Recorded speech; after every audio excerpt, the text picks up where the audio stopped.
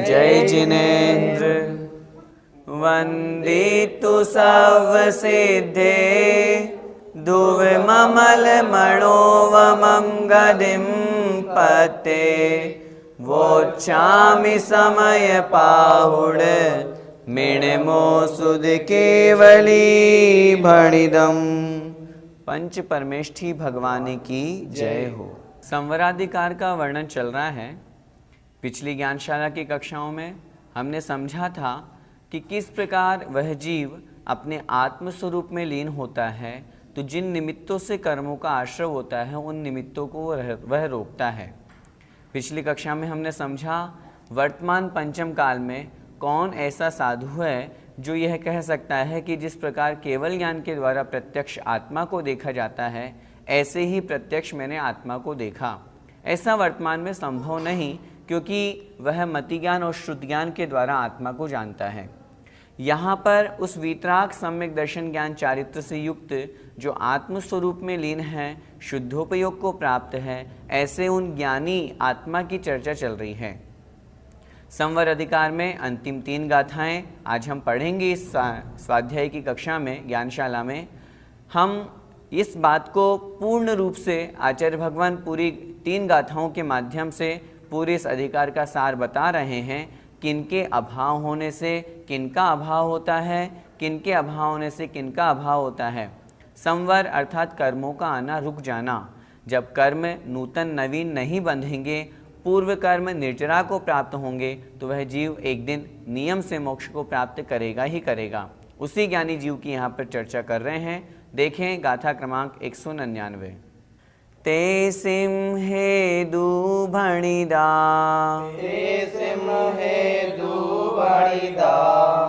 अज्यवसाणानि सव्वदर्शिः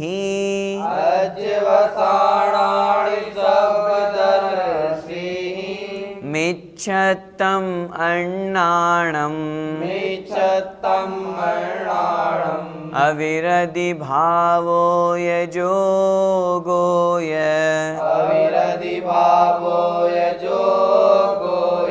बोलिए।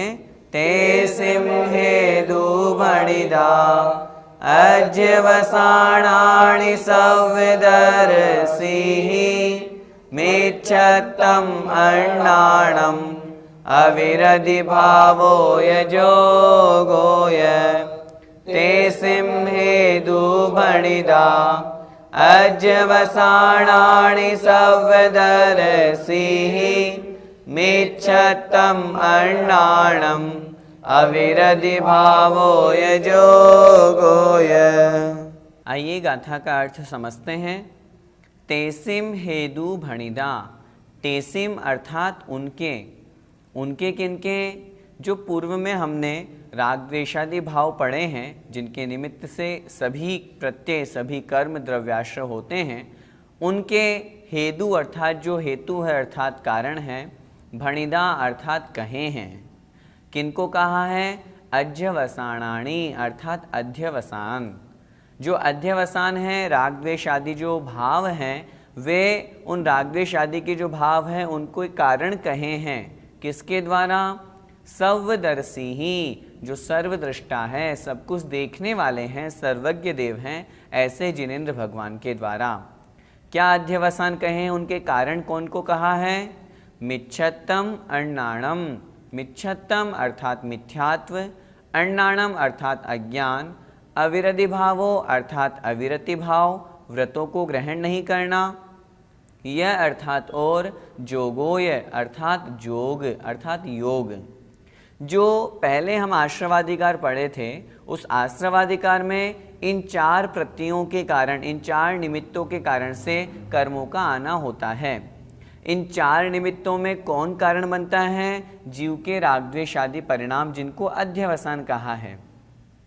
उन राग द्वेष आदि परिणामों के कारण से मिथ्यात्व, अविरति और अज्ञान और योग, इनका बंध होता है। ये कर्मों में आते हैं, ये कर्म आत्मा के साथ में आते हैं। इसलिए ये कारण वहाँ पर उस जीव के लिए अध्यवसाय के रूप में कहे हैं, अथवा यूँ समझना चाहिए अध्यवसान के रूप में कहे हैं, अथवा यूँ समझना चाहिए कि उन भावाश्रव के राग द्वेष आदि के कारण हैं।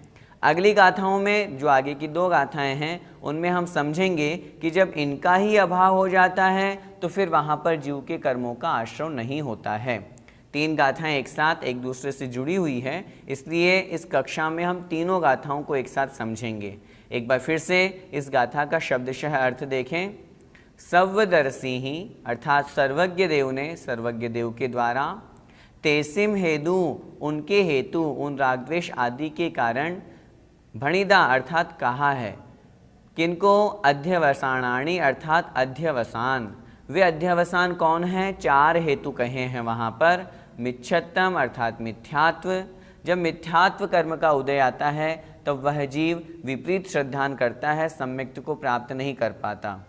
अज्ञान की अपेक्षा से जब तक ज्ञानावरण कर्म उस जीव के साथ में है तब तक वह अज्ञानी बना है। जब उसका समूल नाश हो जाता है तब वह ज्ञान भाव को, क्षायिक ज्ञान को, केवल ज्ञान को प्राप्त करता है। अविरति भावो अर्थात अविरति भाव, कषाय के निमित्त से वह जीव व्रतों को ग्रहण नहीं कर पाता, इसलिए उसका वह अविरति भाव। और योग अर्थात मन वचन काय, इनकी चंचलता, इनमें जो परिस्पंदन हो रहा है, इनके निमित्त से जो आत्म प्रदेशों में परिस्पंदन हो रहा है, मुख्यतया ये 4 ही हेतु है जो जीव को संसार में भटकाते हैं, कर्मों का आश्रव जिनके द्वारा होता है। अगली गाथा में कहेंगे इन 4 हेतुओं का जहाँ अभाव हो जाता है वहीं उसी जीव के कर्मों का संवर होता है। आइए गाथा का भावार्थ देखते हैं। सर्वज्ञ देव ने पूर्वोक्त राग द्वेष और मोह रूप आश्रमों के हेतु मिथ्यात्व, अज्ञान, अविरति और योग, ये 4 अध्यवसान कहे हैं। इन 4 कारणों को वहाँ पर उपस्थित किया है। इन्हीं के कारण से वह जीव रागद्वेष करता है और रागद्वेष के निमित्त से ही इन 4 कर्मों का वह जीव बंद करता हुआ, या इन 4 बंद के हेतुओं के कारण से जीव कर्मों का बंद करता है। भैया जी, अध्यवसान से क्या तात्पर्य है? अध्यवसान का जो अर्थ है वो हमें भाव कर्म और द्रव्य कर्म दोनों रूप में लेना है। विशेष रूप से राग द्वेष आदि, मोह आदि जहाँ हैं वह अध्यवसान कहलाते हैं। और उनके साथ में ये तो हुए जीव की अपेक्षा से, पुद्गल की अपेक्षा से जब चर्चा करेंगे तो मिथ्यात्व आदि को भी आचार्यों ने अध्यवसान कहा है।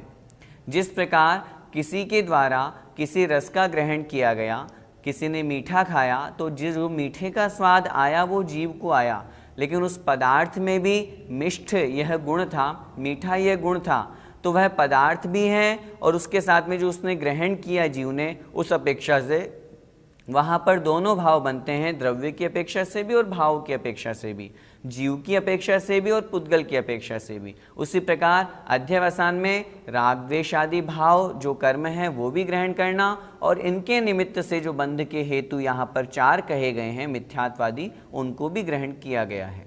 अब इस गाथा का पद्यानुवाद पढ़ते हैं। मिथ्यात्व औ अविरति जड़ बोध योग, रागादि के जनक ये सुख के वियोग, आलोक से सकल लोक अलोक देखा, सर्वज्ञ ने सदुपदेश दिया सुरेखा। प्रारंभ की 2 पंक्तियों में स्पष्ट लिखा है मिथ्यात्व और अविरति जड़ बोध। जड़ बोध का तात्पर्य है अज्ञान, बोध मतलब ज्ञान और जड़ ज्ञान मतलब जो मिथ्या ज्ञान है अर्थात अज्ञान। ये रागादि के जनक हैं, इनके निमित्त से ही राग द्वेष होता है और इसी कारण से सुख के वियोग है। जीव आत्मिक सुख को, शाश्वत सुख को प्राप्त नहीं कर पाता। जब इनका अभाव हो जाता है तो वह जीव अपने आत्मज्ञान के प्रकाश में, केवल ज्ञान के प्रकाश में सकल लोक और अलोक को देखता है। यहाँ पर तीसरी पंक्ति में आपकी जो पुस्तक उसमें आलोक शब्द लिखा हुआ है, आलोक से सकल लोक आलोक देखा, उसको ठीक कर लें, आलोक है। और इस गाथा का जब हमने उच्चारण किया था तो वहाँ पर भी अंतिम शब्द जोगो यम लिखा हुआ था, उसे ठीक कर ले, जोगो य। अब जो अभी हमने पढ़ा, जो हेतु बताए आचार्य महाराज ने यहाँ पर, अगली गाथा में बता रहे हैं कि जब उन हेतुओं का अभाव हो जाता है तब उस जीव की स्थिति क्या होती है, देखते हैं। हेतु अभावे नियमा, हेतु अभावे नियमा, जायदिणानिस्यासवणिरोहो, जायदिणानिस्यासवणिरोहो, आसवभावेन विना, आसवभावेन विना, जायदिकम्मस्य दुनिरोहो, जायदिकम्मस्य दुनिरोहो। बोलिए, हेतु अभावे नियमा, जायदिणानिस्यासवणिरोहो, आसवभावेन विना, जायदिकम्मस्य दुनिरोहो। हेतु अभावे नियमा, जायदिणानिस्यासवणिरोहो, आसवभावेन विना, जायदिकम्मस्य दुनिरोहो। गाथा का अर्थ समझें। हेतु अभावे नियमा, हेतु अर्थात हेतुओं के, अभावे अर्थात अभाव में।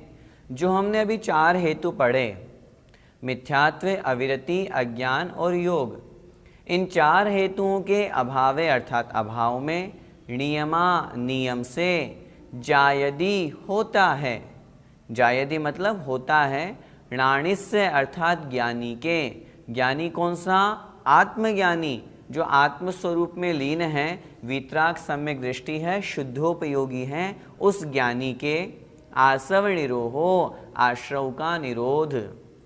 क्या मतलब, प्रारंभ की पंक्ति में बता रहे हैं उन हेतुओं का अभाव होने पर, जो हमने पिछली गाथा में पढ़ा, जो 4 मिथ्यात्व आदि हेतु कहे हैं, जो रागद्वेष आदि हेतु कहे हैं, उनके अभाव होने पर नियम से आसव निरोहो णानिस्य जायदि, णानिस्य अर्थात उस ज्ञानी के, आसव निरोहो जायदि आश्रव का निरोध होता है। आश्रव का निरोध होने का मतलब संवर होना। सूत्र भी लिखा है, आश्रव निरोध है संवर है, अर्थात आश्रव के रुक जाने का नाम ही संवर है। आसव भावेण विना, और जब आश्रव का निरोध हो जाता है तो आसव भावेण, उस आश्रव भाव के, विना अर्थात बिना, जब आश्रव भाव नहीं होता तब जायदि मतलब होता है कम्मस्य दुनिरोहो, अर्थात कर्म का भी निरोध। जो ज्ञानावरण आदि जो 8 कर्म कहे हैं, द्रव्य कर्म कहे हैं, उनका भी निरोध हो जाता है। बहुत स्पष्ट सी बात है, जब हेतु का अभाव हो गया तो कार्य का भी अभाव होता ही होता है। निमित्त समाप्त तो आगे जो कार्य होना है वो भी नहीं होगा। निमित्त क्या थे, निमित्त थे मिथ्यात्व आदि बंध के हेतु। जब वे बंध के हेतुओं का अभाव हो गया तो आश्रव का अभाव हो गया, आश्रव का निरोध हो गया। जब आश्रव का अभाव हो गया तो फिर जो ज्ञानावर्णादि 8 कर्म यह जीव प्रति समय बांधता है, उस ज्ञानी जीव के उन कर्मों का निरोध हो जाता है, अर्थात उस ज्ञानी जीव के फिर वे कर्म नहीं बंधते हैं, अर्थात उस ज्ञानी जीव के उन कर्मों का संवर हो जाता है। फिर से गाथा का अर्थ देखें।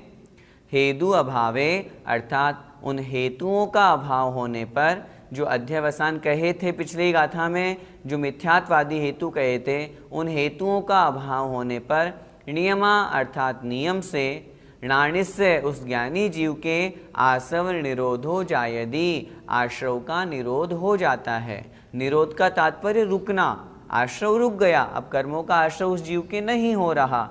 क्यों नहीं हो रहा? क्योंकि उन हेतुओं का भी अभाव हो गया। आसव भावेण बिना, और जब आश्रव भाव रुक गया अर्थात आश्रव नहीं हो रहा, तब उस आश्रव के बिना अवस्था में उस ज्ञानी जीव के कम्मस्य निरोहो जायदि, कर्म का भी निरोध हो जाता है। यहाँ कर्म से तात्पर्य ज्ञाना वर्णादि जो 8 कर्म हैं उन 8 कर्मों का भी उस जीव के निरोध हो जाता है। कर्मों का निरोध हो जाने का तात्पर्य संवर हो जाता है। गाथा का भावार्थ देखें। ज्ञानी के हेतुओं के अभाव में नियम से आश्रव का निरोध होता है। आश्रव भाव के बिना कर्म का भी निरोध हो जाता है। गाथा सरल है। कहने का तात्पर्य जो हेतु थे उनका अभाव हुआ तो आश्रव का अभाव हुआ, आश्रव का अभाव हुआ तो कर्मों का भी अभाव हो गया, अर्थात कर्मों का भी निरोध हो गया। अभाव से यहाँ तात्पर्य निरोध समझना है, अर्थात कर्मों का आना रुक गया, अर्थात संवर हो गया। अब अगली गाथा पढ़ने से पहले हम आचार्य श्री का पद्यानुवाद देखते हैं। होता जभी विलय भी इनका तभी से, हो नष्ट आश्रव मुनीश्वर का सही है। औचित्य आश्रव जभी मिटते सभी है, आठों कुकर्म मिटते सहसा तभी है। यहाँ हमने समझा आश्रव भाव का निरोध हुआ तो कर्मों का भी निरोध हो गया। ज्ञाना वर्णादि 8 कर्मों का निरोध हो गया। अब जब ज्ञाना वर्णादि 8 कर्मों का निरोध हो गया तो उसके कारण से जो शरीर आदि हैं उनका भी निरोध हो जाता है। और वही बात आचार्य महाराज अगली गाथा में कह रहे हैं। देखें अगली गाथा 201। कम्मस्सा भावेण णो कम्माणं च जायते निरोहो, णो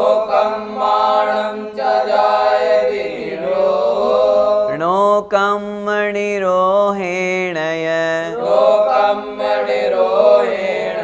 संसार निरोहणं होदि। बोलिए कम्मस्सा भावेण णो कम्माणं च जायते निरोहो, णो कम्मनिरोहेण संसार निरोहणं होदि। कम्मस्सा भावेण णो कम्माणं च जायते निरोहो, णो कम्मनिरोहेण संसार निरोहणं होदि। आइए गाथा का अर्थ समझते हैं। बहुत सरल सी बात यहाँ पर आचार्य भगवान समझा रहे हैं। हमने पिछली गाथा में जो पढ़ा आश्रव भाव का निरोध हुआ, आश्रव भाव का निरोध होने से जो कर्म आ रहे थे उन कर्मों का भी निरोध हो गया। अब जब कर्म का निरोध हो जाता है तो क्या अवस्था होती है वही यहाँ पर बतला रहे हैं। देखें कम्मस्सा भावेण, कम्मस्य अभावेण यह मतलब और, कम्मस्य अर्थात कर्म के अभावेण अभाव से। जो हमने पिछली गाथा में पढ़ा हेतुओं का अभाव हुआ, हेतुओं के अभाव होने से आश्रव भाव का अभाव हुआ। आश्रव नहीं हो रहा, आश्रव नहीं होने से कर्मों का अभाव हुआ। तो कह रहे हैं कम्मस्य अभावेण, और कर्म के अभाव से क्या होता है। णो कम्माणं च जायते निरोहो, णो कम्माणम अर्थात नो कर्म का भी जो शरीर आदि हैं जो इस आत्मा के साथ में जुड़े हुए हैं उनका भी यह मतलब और जायदी हो जाता है। निरोहो अर्थात निरोध। जब द्रव्य कर्म का निरोध हो जाता है, जब द्रव्य कर्म का अभाव हो जाता है तो जो शरीर आदि 9 कर्म कहे गए हैं इन शरीर आदि 9 कर्म का भी अभाव निरोध हो जाता है। और फिर जब 9 कर्म शरीर आदि का भी निरोध हो जाता है तब क्या होता है बता रहे हैं। नोकम निरोहेण, यह मतलब और नोकम 9 कर्म का, निरोहेण निरोध होने पर, 9 कर्म का निरोध होने पर, 9 कर्म अर्थात शरीर आदि का निरोध हो जाता है तब संसार निरोहणम होदि, संसार का ही निरोध हो जाता है, अर्थात वह जीव मोक्ष को प्राप्त कर लेता है। कितनी सुंदर गाथा यहाँ पर आचार्य भगवान ने तीनों प्रस्तुत करी। पूरे संवर अधिकार का सार इन तीनों गाथाओं में यहाँ पर आचार्य भगवान ने दे दिया। एक बार फिर से इस गाथा को हम समझते हैं। जो हमने पूर्व की 2 गाथाएं पढ़ी वहाँ से हम इसको टेली करेंगे, वहाँ से भी हम इसको जोड़ेंगे। जो सबसे पहली गाथा हमने पढ़ी आज की इस कक्षा में, जो मिथ्यात्व, अविरति, अज्ञान और योग, ये जो बंध के हेतु कहे, आश्रव के हेतु कहे, जब इन हेतुओं का अभाव हो जाता है तब वह जीव कर्मों का, आश्रव का निरोध कर देता है। वह आश्रव भाव का निरोध करने के कारण से जो ज्ञान वर्णादि अष्ट कर्म हैं उनका निरोध कर देता है। अब फिर यहाँ इस गाथा में कह रहे हैं, देखें, कम्मस्य अभावेणीय है, और वो जो ज्ञान वर्णादि द्रव्य कर्म हैं उनका अभाव हो जाने से नो कर्माणम निरोहो जायति, उस जीव के, उस ज्ञानी जीव के नो कर्म का भी निरोध हो जाता है। यहाँ किसकी बात चल रही है? यहाँ उस ज्ञानी जीव की बात चल रही है जो आत्म स्वरूप में लीन है, वीतराग अवस्था को प्राप्त है, राग द्वेष मोह सबसे जो छूट चुका है, ऐसे उस ज्ञानी जीव के नो कर्म का भी निरोध हो जाता है।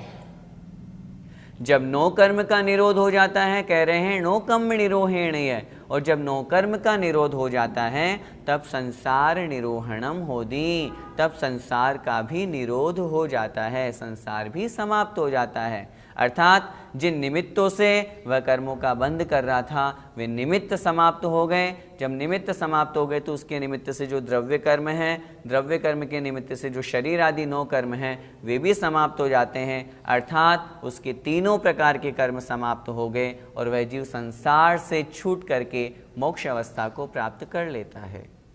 गाथा का भावार्थ देखें।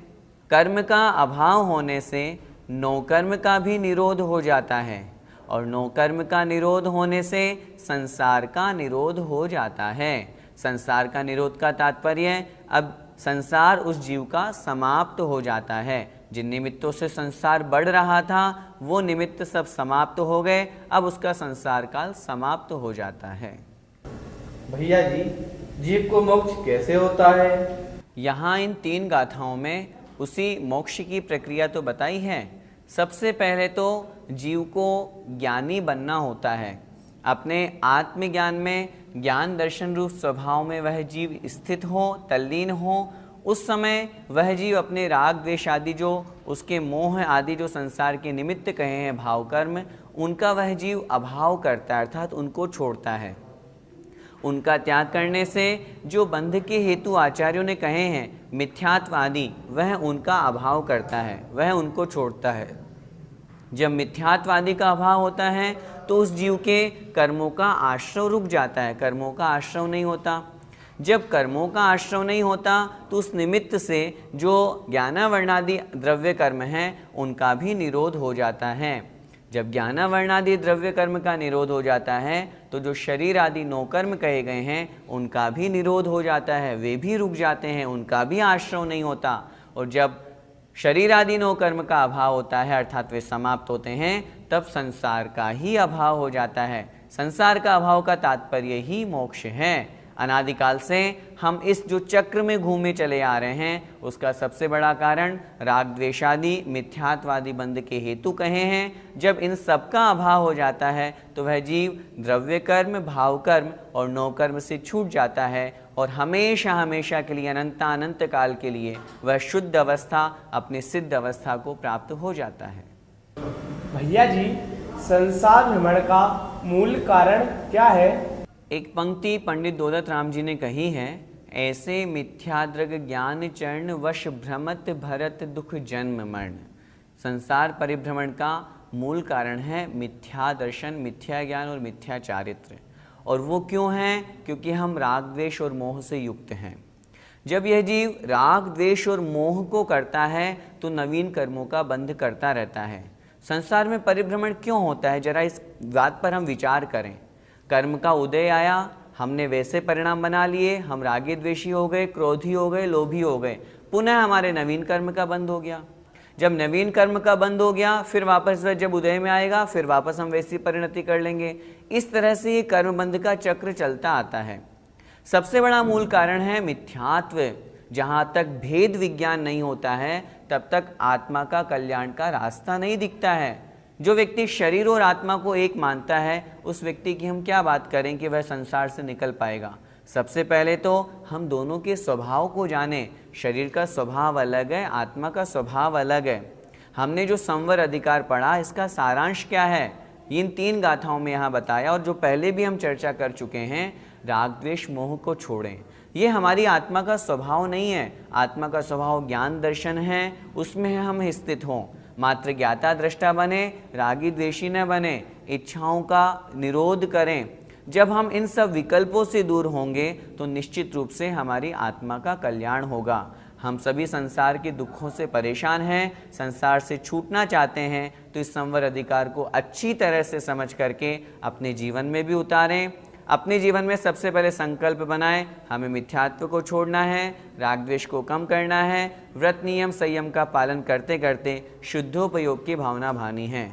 मोक्ष तो जो वास्तव में संवर के अधिकारी हैं, वो तो शुद्धोपयोगी मुनि महाराज ही हैं। वैसे तो दूसरे गुण स्थान से ही संवर प्रारंभ हो जाता है, लेकिन फिर भी जो आत्म कल्याण की अपेक्षा से संवर है, जो मोक्ष तक पहुंचाने वाला संवर है, वह तो उन मुनि महाराज को ही, जो शुद्धोपयोग में है, उन्हें ही प्राप्त होगा। हम अभी वर्तमान में उस शुद्धोपयोग को प्राप्त नहीं हो पा रहे हैं, लेकिन लक्ष्य हमें वही बनाना है। जब तक प्राप्त नहीं हो तब तक अशुभोपयोग से बचें, शुभोपयोग में लगें और शुद्धोपयोग का लक्ष्य बनाएं। बस यही सार है। आइए इस गाथा का पद्यानुवाद पढ़ते हैं। दुष्टाष्ट कर्म मिटते तन मेल टूटे, संदेह क्या तन मिटा जग जेल छूटे। विज्ञान की किरण उज्ज्वल पूर्ण फूटे, आनंद लाभ फिर तो चिरकाल लूटे। इन चारों पंक्तियों में पूरा सारांश आ गया। कितनी सुंदर पंक्तियां हैं। जब 8 कर्म मिट जाते हैं तब यह शरीर जो 9 कर्म है यह भी छूट जाता है। अब जब शरीर छूट गया तो फिर जग जेल, संसार में जो हम जेल में बंधे हुए हैं, कैद हैं, ये इसके ताले भी टूट जाते हैं, यह भी छूट जाता है। और फिर ज्ञान की जो उज्ज्वल किरण है, अर्थात केवल ज्ञान है, वह पूर्ण रूप से प्रकाशित हो जाता है। और चिरकाल अर्थात अनंतानंत काल के लिए वह जीव फिर आनंद लाभ को लूटता है, अर्थात आत्मिक आनंद को प्राप्त करता है। जय जिनेंद्र।